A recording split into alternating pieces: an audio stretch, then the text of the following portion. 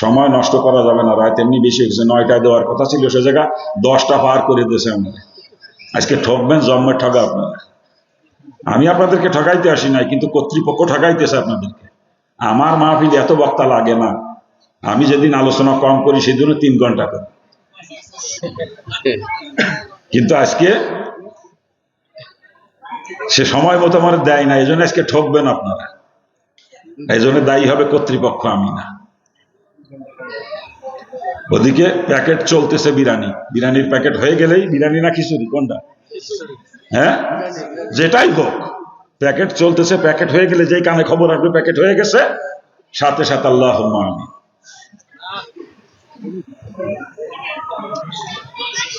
রাস্তার উপরে দোকানের সামনে এখন অনেকেই চলাচল করতেছে। যদি মুসলমান হয়ে থাকেন আমি পায়ে হাত দিয়ে ময়দানে আসার জন্য অনুরোধ করেছি, আর যদি হিন্দু হয়ে থাকেন থাকতে পারবেন রাস্তায় বা দোকানের সামনে। আমি আগেই বলছি হিন্দু ভাইরা দূরে থাকলে আমি কোনো আপত্তি করব না, কিন্তু মুসলমান একটা রাস্তায় বা দোকানের সামনে থাকবে না, প্যান্ডেলের বাইরে কোনো মুসলমান থাকতে পারবে না, পরিষ্কার কথা। আমার মুসলমান হলে এই মুহূর্তে ময়দানে আসতে হবে। আর এরপরেও যদি ময়দানে এসে দূরে থাকে আমি ধরে নিতে পারি ওগুলো হয়তো বা হিন্দু। কি আপনারা কি বলেন? আমি মুসলমানদের পায়ে হাত অনুরোধ করেছি ময়দানে আসার জন্য, আর পায়ে হাত অনুরোধ করার পরে তো আর কিছু থাকতে পারে না, কি বলেন? আর এই পায়ে হাত অনুরোধ করার পরও যারা ময়দানে আসতে পারবে না ওদেরকে আমি মুসলমান বলে মনে করি না। কি কথা ঠিক কিনা? জোরে বলেন। হ্যাঁ, যারা মুসলমান তারা চলে আসবে, মুসলমানরা দূরে থাকবে না, ইনশাল্লাহ মুসলমানরা চলে আসবে। আমরা দোয়া করি আল্লাহ পাক এলাকা সকল মুসলমানকে ময়দানে আসার তৌফিক দান করুক। জোরে বলেন আমিন। জোরে বলেন না আমিন। এই তবারকের আয়োজন আপনাদের এই এলাকার মাহফিল গুলোরে শেষ করে দেয় একেবারে। ওই তবারক ওই জায়গাতে সব চিল্লাচিল্লি করতেছে, ঘোরাঘুরি করতেছে, ওই জায়গায় মাঠে আসতেছে না। আমার এলাকায় কোনো তবারক নাই, এমনিই মানুষ ময়দান ভরে যায়। হ্যাঁ, আসরের পরেই মাহফিল শুরু হয়, আসরের সময় মাঠের অর্ধেক ভরে যায়। আর এই জায়গা তবারক কয় 14 ডাক না কয় ডাক বলে তবারক। আপনাদের জন্য আয়োজন করছে, আপনারা নিয়ে যাবেন, সমস্যা নাই, কিন্তু এখনো যারা ময়দানে আসে নাই এর পরে আসবে ওগুলো আসলে ওয়াজ শোনা মুসলমান না, ওগুলো তবারক খাওয়া মুসলমান। কথা ঠিক কি না? ওয়াজ শোনা মুসলমান যারা তারা চলে আসছে অলরেডি, আর তবারক খাওয়া মুসলমান যারা ওরা আসবে তবারকের টাইমে। কি কথা ঠিক কিনা? তবে আজকে একটা কৌশলে তবারক বিতরণ করব আমি, কেউ দ্বিতীয় প্যাকেট নেওয়ার সুযোগ পাবে না। কি রাজি আছেন তো কর্তৃপক্ষের লোকজন? অনেকে 3 প্যাকেট 4 প্যাকেট নেয়, আবার অনেকে মোটে পায় না। ওই জন্য আমার সিস্টেমে যদি তবারক দেন একজনে 1 প্যাকেটের বেশি নিতে পারবে না কখন। কি কারণ আমি শেষে সিস্টেম করে দেওয়ার ব্যবস্থা করবো ইনশাআল্লাহ, দোয়া করে। আর সময় নষ্ট করব না, এতক্ষণ জমিন তৈরি করার চেষ্টা করেছি, এবার বীজ বুনবো ইনশাআল্লাহ। কি বলেন? আমি আপনাদের সামনে কালামে পাকের থেকে তেলাওয়াত করেছি। আল্লাহ পাক কোরআনে পাকের মধ্যে পরিষ্কার করে জানিয়েছেন, ওমা খালাকতুল জিন্না ওয়াল ইনসা ইল্লা লিয়াবুদুন। জিন এবং ইনসান এই 2 জাতিকে আল্লাহ পাক কেন সৃষ্টি করেছেন সেই উদ্দেশ্য এখানে বয়ান করেছেন, ঠিক না? আমার মাওলার রাজ্য কয় দুনিয়ার মানুষেরা ভালো করে জেনে নাও, এই উদ্দেশ্যে তোমাদেরকে সৃষ্টি করি নাই তোমরা খানা খাইবে, ঘুমাইবে, পায়খানা প্রস্রাব করবে, এই জন্য তোমাদেরকে সৃষ্টি করা হয় নাই। ব্যবসা করবে, দোকানদারি করবে, কৃষি কাজ করবে, চাকরি করবে, এই উদ্দেশ্যে তোমাদেরকে আমি সৃষ্টি করি নাই। রাজনীতি করবে, সংসার করবে, বিবি বাচ্চা নিয়ে আনন্দ ভর্তি করবে, বরং এই উদ্দেশ্যে তোমাদেরকে সৃষ্টি করা হয়েছে ইল্লা লিয়াবুদুন, একমাত্র আমি আল্লাহর ইবাদত করবে উদ্দেশ্যে তোমাদেরকে সৃষ্টি করা হয়েছে। চিৎকার দিয়ে বলেন সুবহানাল্লাহ। ঠান্ডা লাগছে প্রচন্ড আকারে, গলা বসা, কথা বলতে কষ্ট হইতেছে, আওয়াজ শুনে তো টের পাইতেছেন আপনারা। কে বলতেছেন এই কথা? জোরে বলেন। আল্লাহ। অনেকের মনে প্রশ্ন আসতে পারে, আল্লাহ পাক যদি একমাত্র ইবাদতের জন্য সৃষ্টি করে থাকেন আর মসজিদে বসে বসে 24 ঘন্টা ইবাদতি করতে থাকি, তাহলে দুনিয়ার জিন্দেগি চলবে কি করে? স্বাভাবিক একটা প্রশ্ন, ঠিক না? আসলে ইবাদতে কাকে বলে বুঝি নাই আমরা। আমরা মনে করি নামাজ পড়া, রোজা রাখা, হজ করা, যাকাত দেওয়া, দান সদকা করা, কোরআন তেলাওয়াত করা, জিকির আজকার করা, এরকম কিছু কাজ ইবাদত, এরকম ধারণা আমাদের আছে, ঠিক না? হ্যাঁ, এগুলো তো অবশ্যই ইবাদত, কোনো সন্দেহ নাই। তো শুধু এইগুলাই ইবাদত নয়, একজন মুসলমান তার হায়াতের শুরু থেকে নিয়ে মৌতের আগ মুহূর্ত পর্যন্ত যা কিছু করবে দুনিয়াতে সবই তার ইবাদত হবে, যদি সেটা রাসূলের তরিকায় হয়। বাবাজিরা ভালো করে বুঝতে হবে, মুসলমান খানা খাইবে, ঘুমাইবে, পায়খানা প্রস্রাব করবে, ব্যবসা করবে, দোকানদারি করবে, কৃষি কাজ করবে, চাকরি করবে, রাজনীতি করবে, সংসার করবে, বিবি বাচ্চা নিয়ে আনন্দ ফুর্তি করবে, এমনকি মুসলমান স্বামী স্ত্রীর মিলামেশা করবে। ওই কাজটাও যদি রসুলের তরিকায় হয়ে যায়, ওটা ইবাদত হয়ে যাবে। ওর দ্বারা লক্ষ লক্ষ নেকি মুসলমানের আমলনামায় জমা হবে কিয়ামতের ময়দানে। ওইটার কারণে মুসলমানের জন্য বেহেশতের রাস্তা পরিষ্কার হয়ে যাবে। চিৎকার দিয়ে বলেন সুবহানাল্লাহ। অর্থাৎ যেই কাজের মধ্যে রসুলের তরিকা আছে, ওটা রসুলের তরিকাই করলে ইবাদত হবে। আবার ওই কাজটা যদি কখনো রসুলের তরিকার খেলাফ হয়ে যায়, ওটাই কিন্তু আল্লাহ পাকের নাফরমানি হবে। ঠিক কিনা? একটু উদাহরণ দিলে বুঝতে সহজ হবে। দেব আমরা দুনিয়ার মধ্যে সব থেকে খারাপ কাজ মনে করি পায়খানা প্রস্রাব করাকে, ঠিক না? এই পায়খানা প্রস্রাব রসুলের তরিকায় যদি হয়ে যায় বাজান, তখন পায়খানা প্রস্রাব আর পায়খানা প্রস্রাব থাকে না, ইবাদত হয়ে যায়। ওই পায়খানা প্রস্রাবের দ্বারা লক্ষ লক্ষ নেকি মুসলমানের আমলনামায় জমা হয় কিয়ামতের ময়দানে। ওই পায়খানা প্রস্রাব মুসলমানকে জান্নাতে নিয়ে পৌঁছে দেয়। চিৎকার দিয়ে বলেন সুবহানাল্লাহ। পক্ষান্তরে দুনিয়ার মধ্যে সব থেকে বড় ইবাদত মনে করি নামাজকে আমরা, ঠিক কিনা? জোরে বলেন। ও বাজান, নামাজ ততক্ষণ পর্যন্ত ইবাদত হবে যতক্ষণ পর্যন্ত আমার নামাজ রসুলের তরিকায় হবে। কিন্তু যদি আমার নামাজ রসুলের তরিকার খেলাফ হয়ে যায়, নামাজ তখন আর ইবাদত থাকবে না, নামাজ হয়ে যাবে আল্লাহ পাকের নাফরমানি। ওই নামাজই আমাকে কিয়ামতের ময়দানে জাহান্নামে নিয়ে পৌঁছে দেবে। চিৎকার দিয়ে বলেন নাউজুবিল্লাহ। কথাটা আবার ভালো করে স্মরণ রাখতে হবে। আমি যাক, যেই কাজের মধ্যে রসুলের তরিকা, সেটা রসুলের তরিকায় করলে তখন ইবাদত হবে। আর রসুলের তরিকার খেলাফ হয়ে গেলে ওটাই কিন্তু আল্লাহ পাকের নাফরমানি হবে। ঠিক কিনা? জোরে বলেন। আর একটা কথা স্মরণ রাখতে হবে বাজান, যেই কাজের মধ্যে রসুলের তরিকা নাই, রসুল যে কাজই মনে কোনোদিন করেন নাই বা করতে বলেন নাই, ওইটাকে কিন্তু কোনোদিন ইবাদত বানানো সম্ভব না। ওটা হলো ডাইরেক্ট নাফরমানি, মুসলমানের কাছেও কখনো যাইতে পারে না। ঠিক কিনা? জোরে বলেন। আর একটা কথা স্মরণ রাখতে হবে, ইবাদতের পরিণতি জান্নাত, আর নাফরমানির পরিণতি কিন্তু জাহান্নাম। ঠিক কিনা? জোরে বলেন। আমার আল্লাহ কোরআনে পাকে পরিষ্কার ডাক দিয়ে জানিয়ে দেন, ফামাইয়ামাল মিসকালা যারাতিন খায়রান ইয়ারা, যারা পরিমাণে ইবাদত যদি করো বান্দারে, ওই ইবাদতের বদলে অবশ্যই তোমাকে দেওয়া হবে, তুমি কখনো তাদেরকে বঞ্চিত হবে না। চিৎকার দিয়ে বলেন সুবহানাল্লাহ। ফামাইয়ামাল মিসকালা যারাতিন শাররা, যারা পরিমাণে নাফরমানি করো বান্দা, ওই নাফরমানির শাস্তি অবশ্যই তোমাকে ভোগ করতে হবে, তুমি কখনো তার থেকে নিষ্কৃতি পাইবা না। চিৎকার দিয়ে বলেন নাউজুবিল্লাহ। এই জন্য বাজান, জিন্দগির কোনো একটা কাজ আমার নাফরমানি না হয়ে যায়, সেদিকে সদা সতর্ক দৃষ্টি রেখে আমাকে দুনিয়ায় চলতে হবে। আমি দুনিয়ার জিন্দগিতে যা কিছু করবো সব ইবাদত হওয়া লাগবে। মাওলা আমাকে সৃষ্টি করেছেন ইল্লা লিয়াবুদুন, ইল্লা একমাত্র ইবাদতের জন্য, অন্য কোনো কাজের জন্য মাওলা সৃষ্টি করেন নাই। ঠিক কিনা? অর্থাৎ যা কিছু আমি দুনিয়ায় করব সব আমার ইবাদত হতে হবে। আর ইবাদত তখনই হবে যখন সেটা রসুলের তরিকায় হবে। ঠিক না? কি জোরে বলেন। আর একজন মানুষের জিন্দগিতে এমন কোন সেক্টর নাই যেই সেক্টরের মধ্যে আমার রসুলের তরিকা নাই। কি বলেন আপনারা? সবটা দূর শুকরিয়া। আল্লাহুম্মা সাল্লি আলা সাইয়্যিদিনা ওয়া নাবিয়িনা ওয়া শাফিঈনা ওয়া হাবিবিনা ওয়া মাওলানা মুহাম্মাদিন সাল্লাল্লাহু আলাইহি ওয়া আলা আলিহি ওয়া আসহাবিহি ওয়া বারাকা সাল্লাল্লাহু। اللهم صل على سيدنا ونبينا وشفيعنا وحبيبنا ومولانا محمد صلى الله عليه وعلى آله وأصحابه وبارك وسلم। আলহামদুলিল্লাহ। ঐতিহ্যবাহী শেখরনগর দক্ষিণহাটি বাইতুন নূর জামে মসজিদ সংলগ্ন ময়দানে এলাকাবাসীর সহযোগিতায় শেখরনগর দক্ষিণহাটি জান্নাতুল বাকি কবরস্থান কর্তৃপক্ষের উদ্যোগে আয়োজিত আজকের বাৎসরিক মাহফিলের সম্মানিত সভাপতি, উপস্থিত মুআজ্জাজ ওলামা হযরত, সম্মানিত অতিথিবৃন্দ, দূর দূরান্ত থেকে আগত দিনদার ইমানদার আমার ইসলাম দরদি বাবাজি ও ভাইজানেরা, পর্দার অন্তরালের সবর্ণতা, আমার স্নেহময়ী মা ও বোনেরা, আপনারা বাদ মাগরিব থেকে নিয়ে দীর্ঘ রাত পর্যন্ত বিভিন্ন ওলামা হযরতের জবান থেকে কোরআন হাদিসের আলোকে অত্যন্ত মূল্যবান আলোচনা শুনেছেন।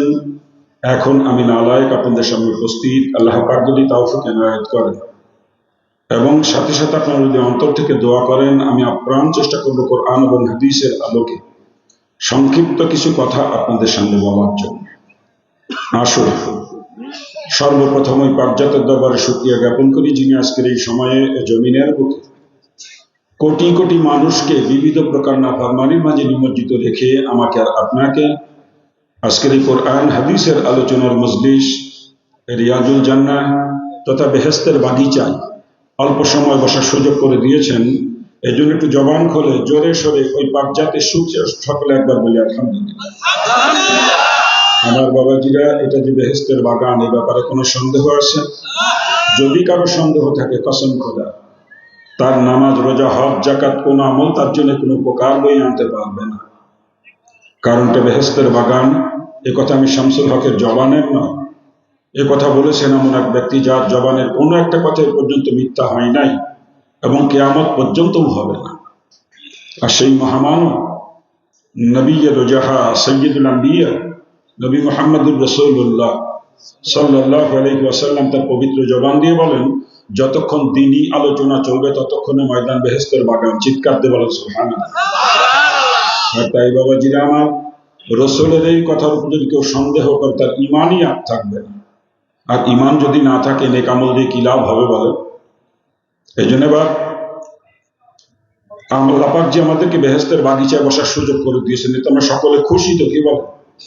আলহামদুলিল্লাহ। আমরা বেহেশতের বাগিচায় বসার সুযোগ পেয়ে খুশি হয়েছি, তাই না? একটু খবর নিয়ে দেখেন, আজকের ময়দানে বহু দূরের লোকও এসে হাজির হয়েছে, ঠিক না? আবার একটু খোঁজ খবর নেন ময়দানের আশপাশে এলাকার বাড়ি ঘরগুলোতে, এখনো পর্যন্ত কত হতভাগা মুসলমান ঘরে বসে বিবিকে নিয়ে কত মজার মজার গল্প করতেছে, ঠিক না? কত হতভাগা এখনো পর্যন্ত বাড়িতে আত্মীয় স্বজন কত আনন্দ ফুর্তিতে লিপ্ত আছে, ঠিক কিনা বলে? আবার কত কপাল পোড়া মুসলমান ঘর থেকে বের হয়ে আসছে, ঠিকই, তো শয়তান তাদেরকে বেহেশতের বাগিচায় বসার সুযোগ দেয় না। শয়তান তাদের কানে রশি লাগাইয়া রাস্তার উপরে, বাজারের ভিতরে, দোকানের সামনে দিয়ে ঘুরাইতেছে, ঠিক না?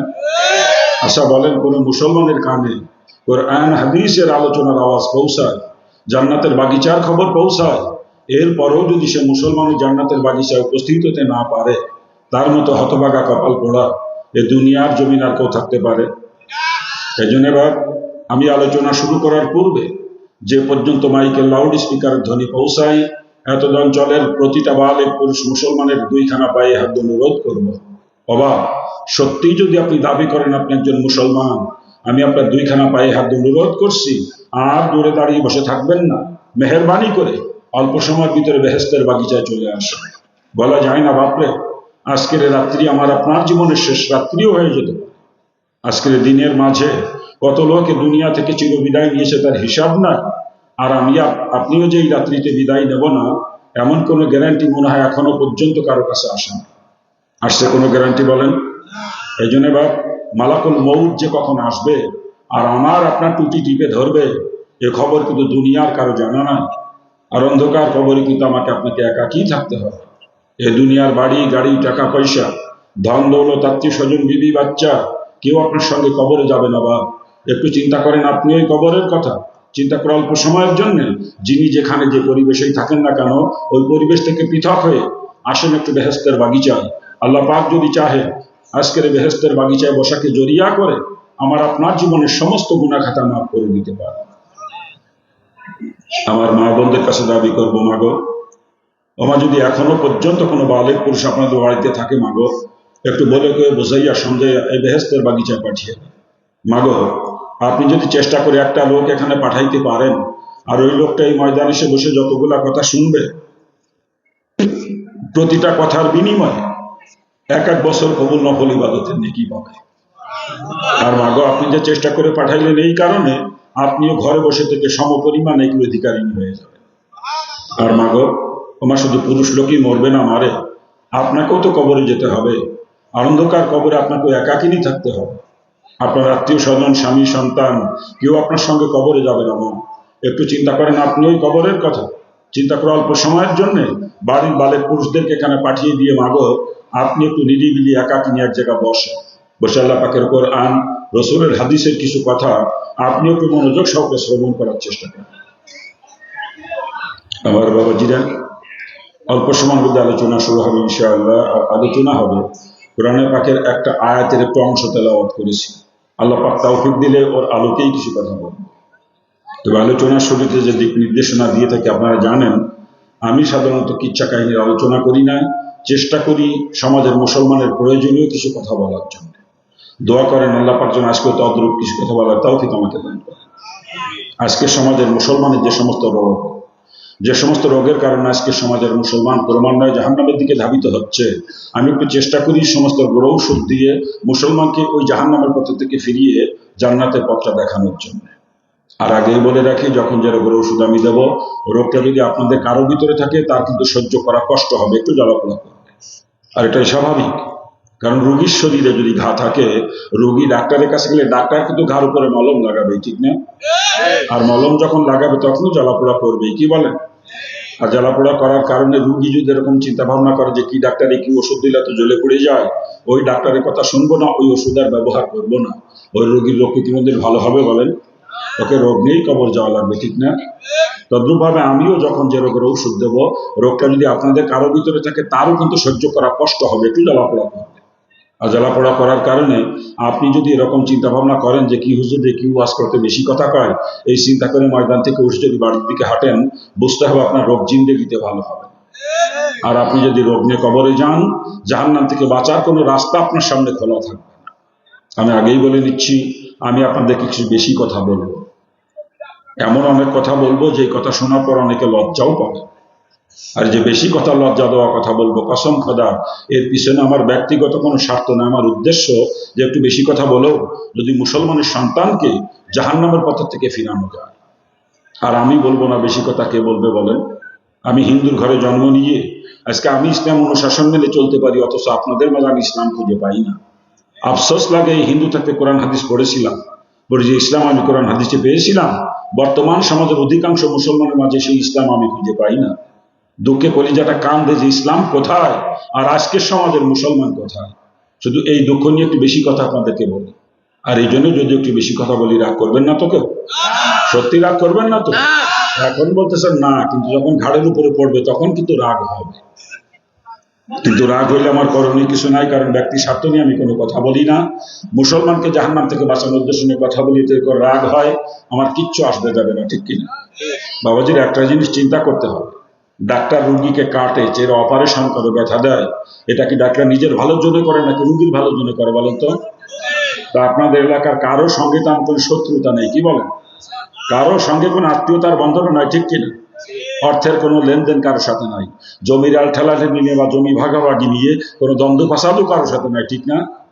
এরপরও আপনাদেরকে আমি বেশি কথা বলবো, কেন বলবো একটু বিবেক দিয়ে চিন্তা করতে হবে। আমার নিজের স্বার্থে বলবো না বাজান, আপনাদের ভালোর জন্যই বলবো। এরপরেও যদি আমার কথায় কারো রাগ হয়, বুঝতে পারছেন তার কপাল পড়ছে, ঠিক কিনা? জোরে বলেন। আসেন, আলোচনা শুরু করতে যাচ্ছি। যারা এখনো দূরে আছেন, আমি যখন চাই তখন দিবেন, তাছাড়া দেখা লাগে।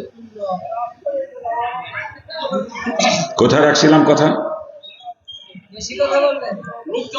বলতেছিলাম যারা এখনো দূরে আছেন, মেহরবানি করে দ্রুত ময়দানে চলে আসতে হবে। বাজান, আপনি মুসলমানের সন্তান মুসলমান, আর আমি হিন্দুর বাচ্চা মুসলমান। আপনাদের মাঝে আসছি আল্লাহর দিন সম্পর্কে কিছু আলোচনা করবোই আশা নেই। আর ওই জন্য অনুরোধ করব, এলাকার একটা মুসলমানের সন্তান দূরে থাকবেন। যদি কোনো মুসলমানের সন্তানের কানে আমার মাইকের আওয়াজ পৌঁছায়, আমি আমারও আপনার পায়ে হাত অনুরোধ করছি, মেহরবানি করে ময়দানে চলে আসতে হবে। আর যদি কেউ বলে যে আমি মুসলমানের সন্তান না, তার না আসলেও চলবে, কথা ঠিক না? কিন্তু কোনো মুসলমানের সন্তান দূরে থাকতে পারবে না, কারণ কোরআন হাদিসের আলোচনার আওয়াজ কানে পৌঁছানোর পরে মুসলমান কখনো দূরে থাকতে পারে না, ঠিক না? অনেক সময় আমার নাম শোনার পরে অনেক হিন্দু ভাইয়েরাও আসেন না। যেহেতু আমি হিন্দু থেকে মুসলমান হয়েছি, তাই ওনারাও জানতে চান যে আমি কেন মুসলমান হয়ে গেলাম। তো আজকের মাহফিলে হয়তো বা সেরকম কিছু হিন্দু বদলোক আসতে পারেন না, কি বলেন? আর যদি কোনো হিন্দু বদলোক এসে থাকেন, ওনার জন্য কিন্তু ময়দানে বসতে নিষেধ নাই, কারণ এই ময়দান সকলের জন্য উন্মুক্ত। এ কোরআনে কারিমের ময়দান। আর কোরআনে কারিম শুধু মুসলমানের জন্য নাজিল হয় নাই, কোরআনে কারিম নাজিল হয়েছে সমস্ত মানবতার মুক্তির দিশারি হিসাবে, ঠিক না? হুদাল লিন্নাস, সমস্ত মানুষের হাদি হিসাবে কোরআন নাজিল হয়েছে না, কি বলেন? এই জন্য কোরআনের ময়দানে বসতে কারোর জন্য নিষেধ নাই। যদি কোনো হিন্দু বদক এসে থাকেন, উনিও বসতে পারবেন এই ময়দানে, কোনো অসুবিধা নেই।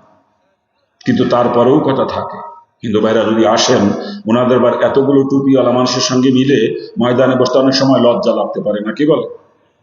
একটু সংকোচ বোধ হয়। আর ওনারা যদি লজ্জার খাতিরে সংকোচের কারণে দূরে কোথাও দাঁড়িয়ে বসেও থাকেন, রাস্তার উপরে, বাজারের মধ্যে, দোকানের সামনে থাকেন, আমি তাতেও কোনো আপত্তি করব না। কিন্তু কোনো মুসলমানের জন্য এই ময়দানে বসতে কি লজ্জা লাগতে পারে? মুসলমানের জন্য এখানে লজ্জার কিছু আছে? তাই যদি কোনো মুসলমান এখনো পর্যন্ত ময়দান থেকে দূরে কোথাও থাকেন, রাস্তার উপরে, বাজার মধ্যে, দোকানের সামনে অথবা আশেপাশের বাড়ি ঘরে যদি কোনো মুসলমান এখনো থেকে থাকেন, আমি আবারও আপনার পায়ে হাত অনুরোধ করছি, মেহেরবানি করে ময়দানে চলে আসতে হবে। আমি হিন্দুর বাচ্চা মুসলমান হয়ে কোরআন হাদিস আলোচনা করব, আর আপনি মুসলমানের সন্তান হয়ে দূরে দাঁড়িয়ে বসে থাকবেন, এটা কখনো মানায় না, ঠিক কিনা? যে একটা মুসলমান ময়দান থেকে দূরে কোথাও থাকবে না। মাইকের আওয়াজ যদি কানে পৌঁছায় আর নিজেকে যদি মুসলমান বলে দাবি করেন, এই মুহূর্তে আপনাকে ময়দান আসতে হবে, পরিষ্কার করে বলছি। চলে আসবেন, সেই এলাকার কোনো মুসলমান দূরে থাকবে না, বিশ্বাস আমার আছে। কি বলেন আপনারা?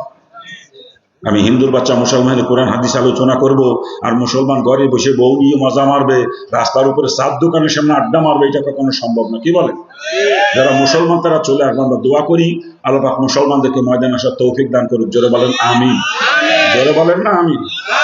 আসতেছে চতুর্দিক থেকে আরো আসবে ইনশাআল্লাহ, কোনো মুসলমান দূরে থাকবে না, বিশ্বাস আমার আছে। কি বলেন আপনি? ওনারা আসতে লাগুক, আমরা আলোচনার দিকে আগাবো, ঠিক আছে না?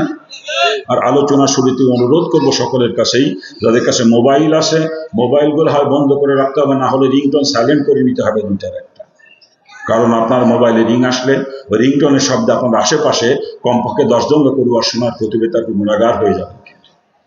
মোবাইল সেখানে কেউ রেকর্ডিং করতে চান, আপনাকে রিংটোন সাইলেন্ট করে নিয়ে রেকর্ডিং করতে হবে। কারণ রেকর্ডিং ভিতরে কল ঢুকা, তখন যদি রিংটোন বেজে ওঠে, আপনার আশেপাশের মানুষের শোনার প্রতিবেদন আপনি গুণাগার হয়ে যাবে। এই জন্য মোবাইলগুলো কোন অবস্থায় সকলে দেখে নিলে ভালো হয়, আমরা আশা করব। কারণ মোবাইল রিংটোনের শব্দ আমাদের কানে আসবে না। কি বলেন? আশা করতে পারি তো নাকি? এই মোবাইল যে কত বড় ফেতনা বর্তমানে, মসজিদে জামাতে নামাজ পড়তে গেলে মোবাইলের যন্ত্রে নামাজটাও ঠিক মতো পড়া যায় না, ঠিক কিনা? নামাজের মধ্যে কিরিং কিরিং করে বাঁচতে শুরু করে দেয়, নামাজের ধ্যান নষ্ট হয়ে যায়, কথা ঠিক না? এই জন্য মেহরবানি করে দেখে না কার মোবাইলটা কোন অবস্থা আছে। কোনো মোবাইলে রিংটোন চালু থাকবে না, প্রত্যেকে যার মোবাইল দেখে নিতে হবে, প্রত্যেকে। আপনার স্টেজে যিনারা আছেন, আপনারা কিন্তু আওতার বাইরে না, আওতাভুক্ত।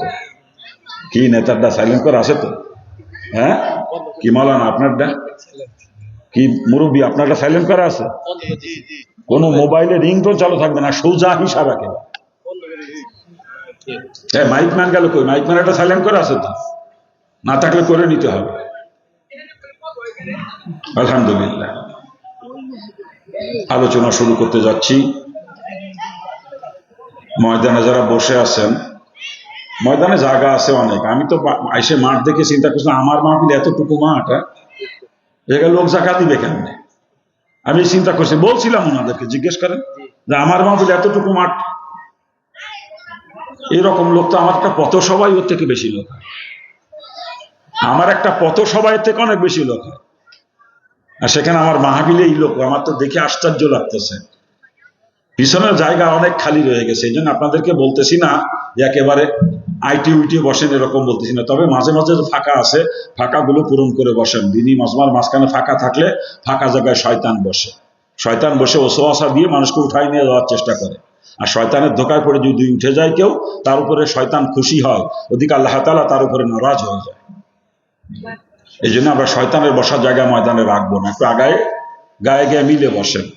আগান, একটু আগান মেহরবানি করে। অনেকের সামনে অনেক ফাঁকা, ওগুলো ফাঁকাগুলো পূরণ করে বসেন, যাতে শয়তান বসার জায়গা না পায়। কি আমার কথা বুঝতে পারতেছেন না আপনারা? তা আমি যে বললাম আগায় পূরণ করে বসতে ফাঁকাগুলো, তাও জায়গায় বসে রয়েছেন যে আপনারা, ব্যাপার কি? আসলে কথা শুনতেছেন কিন্তু বুঝতে পারতেছেন না। দিনই মজমায় গায়ে গায়ে মিলে বসার সুন্নাত, আর একটা সুন্নাতের দাম কত আমরা জানি না। এ দুনিয়া যদি কোটিবার বিক্রি করা হয়, যত অর্থ হবে, সমস্ত অর্থ সদকা করে দিলে যে নেকি হবে, তার থেকেও একটা সুন্নাতের দাম অনেক বেশি। এই জন্য সুন্নাতের মহব্বতে এখনো যাদের সামনে ফাঁকা আছে, আগায় ফাঁকাগুলো পূরণ করে বসে।